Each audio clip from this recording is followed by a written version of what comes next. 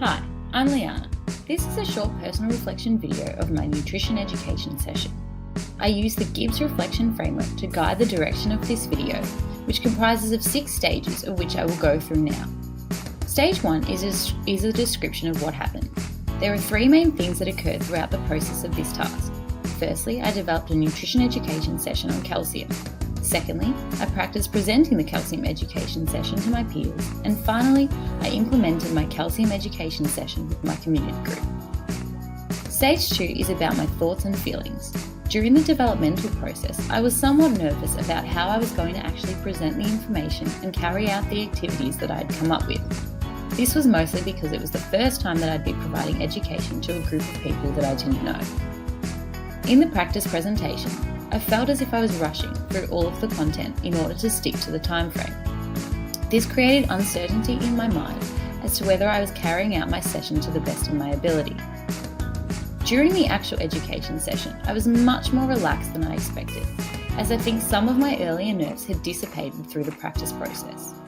The next stage is evaluating what was good and bad about the experience. With the practice presentation, besides feeling like I was cramming in my information, I found it very useful in terms of the feedback I received about my resource. And this allowed me to develop a new, more simplistic version in time for the real deal.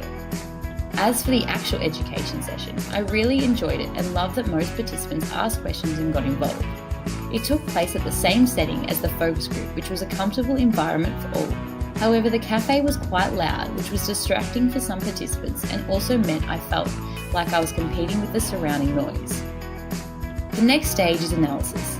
In terms of my resource, the real issue was that there was a lot happening on the page. So I can perhaps take from this a lesson that simple is best. In my future learning, I can break down topics into multiple layers and only focus on one layer at a time rather than everything. In turn, this will perhaps also assist with my time management, whereby keeping things simple will mean less complicated topics, less detailed explanations, and less chance of having to cram in information. Now to the conclusion. Overall, the areas I felt that I excelled in the most were my ability to speak, build rapport, and convey my messages clearly. This was supported by some of the comments left by participants in the post-session evaluation, which are displayed on the screen now.